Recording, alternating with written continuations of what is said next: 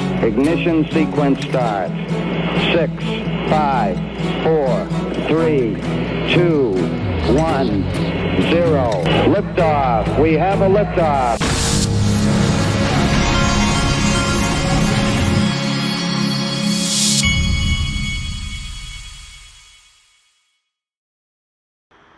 Hey everybody, this is the Digital Asset Investor, and we're seeing some layoffs. Verizon is going to cut 15,000 jobs as new CEO restructures. Well, we're in crypto, and this is an opportunity if you look at it the right way. Over at iTrustCapital, my partner, you can roll over one of those 401ks. If you're somebody that gets laid off, whether it's Verizon or anything else, you can roll over your 401k in part or in whole into an iTrustCapital IRA, and then you can get crypto exposure. You can also buy gold and silver in there. And if you don't have a rollover, you can just go open a premium custody account. I have both, just so you know. And you can get a $100 funding bonus for doing so by going to iTrustCapital.com/XRP Army. Okay, this is very interesting by Phil Kwok. This guy says, could you break it down? Because if I were to make for example, 10 million and want to live off interest and never sell, I do quit my job. How do you go about making the payments? Do you sell some and keep it on the side to make payments? So what this guy's talking about is borrowing against your XRP or borrowing against anything. Phil Kwok says it's possible to have a loan you never actually need to pay off, because a crypto-backed loan could have no maturity. Now, let's say the crypto appreciates more than the interest you owe each year. You get to keep the crypto and live off the money you borrowed forever. Now, when I read that, my first thought was, because I've had this theory about where XRP is, where this end game is for XRP for a long time. And I've always described it to my audience as, imagine a bathtub, and what I'm talking about here is what we've never seen in the crypto market, and that's when utility finally comes in, post-legislation, where the institutions can come in and they can use all these things. I've always thought of XRP as this bathtub with and the crypto up until this point has been all speculation, but I think that's going to change. I believe XRP is going to be like that water slowly rising in the bathtub as more utility and use goes through it, and institutions accumulate it, and ETFs lock it up, DATs lock it up to get yield and do other things.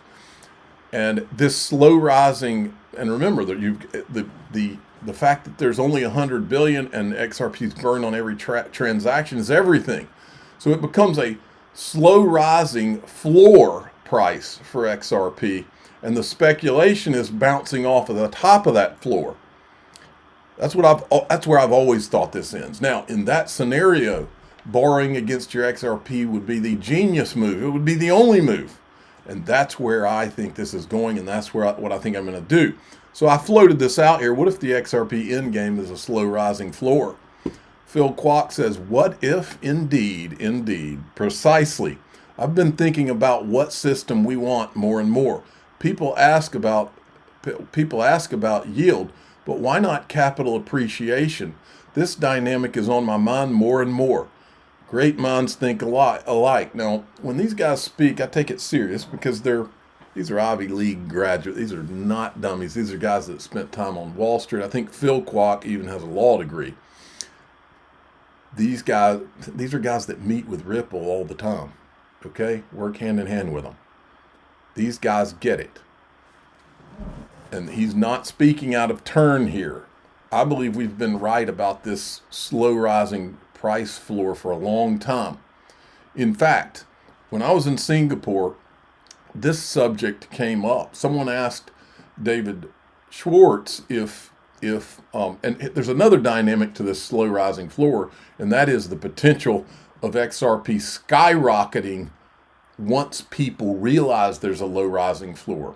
And it was talked about in Singapore, and I was in the room, and David Schwartz made the point, and I think he was talking to Nick Burafedo, but he made the point that if we're right about this He wasn't talking about a slow rising floor, but if we're right about utility, this concept of utility, and it starts this slow rising floor, at some point, the speculators will realize that it's a slow rising floor, and then they will pile in, creating a rocket ship for XRP's price.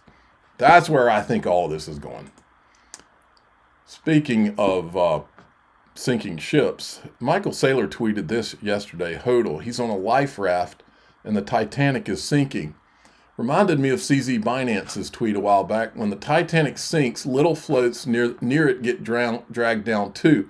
But the floats will eventually come back up if they are untethered. You have to wonder if creating the US-based tether is the plan to keep Bitcoin from sinking if something happens with Tether. Because Tether has a lot of secrets.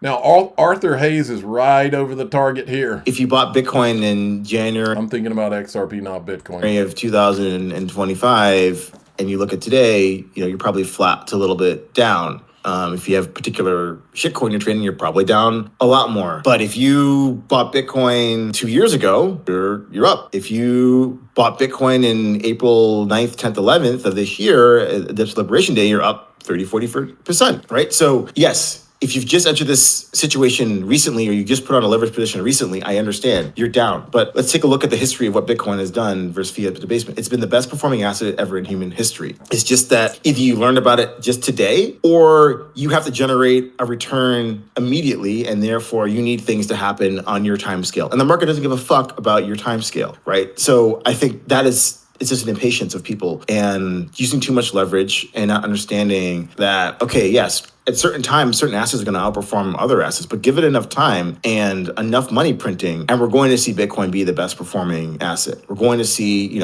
selected altcoins do even better than Bitcoin. But if you pick a random 3-month time period, it might as well be a crapshoot on whether or not you're going to be successful. He's right. Ignore the noise. Here's another clip from Thinking Crypto with Patrick Witt from the White House. A big topic that folks are very curious about is the big strategic Bitcoin reserve. What can you tell us there as far as the process of identifying revenue sources to buy and set up that? Yeah, so, kind of two parts to it. Number one, we got to get the custody and kind of the safeguarding of the existing assets right with those that have been seized, the different seizing agencies. Make sure that they can centralize those over at the Treasury, put in place appropriate cybersecurity protocols to ensure that those assets are safely kept. And then second, having discussions with different agencies about creative ways that we can, in a budget neutral fashion, add Bitcoin and other digital assets potentially to the balance sheet. So my other hat over at the Department of War is as the acting director of the Office of Strategic Capital.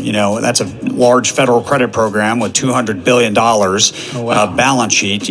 There's interesting ideas that are being kicked around about ways that you could potentially overcapitalize some of the loans that the government is making, because, we want, digital assets on the government balance sheet. Right. We also want them in the hands of everyday Americans.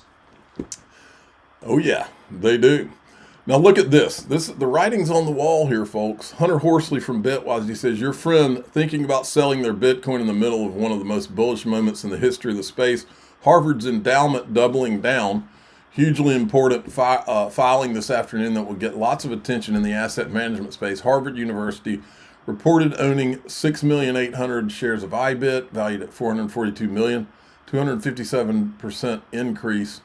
Today's filing also reported 661,391 shares of GLD ETF, valued at $235 million. That's a 99% increase, along with sovereign wealth activities. See my previous post. So the moral of the story is, if the Ivy Leagues get it, then we should all get it too. These guys, these are the smartest people in the world, are investing in crypto. I would be shocked. I bet you're going to start seeing these guys invest in some of these XRP ETFs too, if they're smart, which we know they are, or they're supposed to be. It's not just going to be Bitcoin, folks. These people aren't stupid. Look at all the Ivy League holdings right now. All right. This is Summer Mersinger. She's at the Blockchain Association. She was also at Ripple Swell. I want to show you this clip. She's talking about what they're working on in DC. Absolutely. Let me tell you a little bit about Blockchain Association. We're the unifying voice for the digital asset industry in Washington, D.C., working with policymakers to ensure that any policy that comes from the federal government recognizes the importance of the innovation in this space and ensures that we can continue to move forward and innovate within the industry. Day to day, we work a lot with Capitol Hill right now, certainly in the United States Senate, where they're working to draft a bill that's similar to the House passed Clarity Act. We also work very closely with the administration, closely with the White House, who's also very interested in getting market structure legislation done. And then Treasury and some of the financial regulators like the SEC, CFTC, who are all working on regulatory efforts to help this industry. And specifically on the Genius Act, Treasury is working to have some rulemakings to implement that legislation. Incredible. Okay, there's going to be more on this in the group. We're going to go to DAIXRP.com, the Patreon. If you'd rather join through YouTube, click join below any of these videos. Or if you want to join through X, hit subscribe. X money is coming, by the way. I'm the digital asset investor. I'm not an investment advisor. This is for entertainment purposes only. Please subscribe. Hit the like button. Tell your friends and family. Away we go.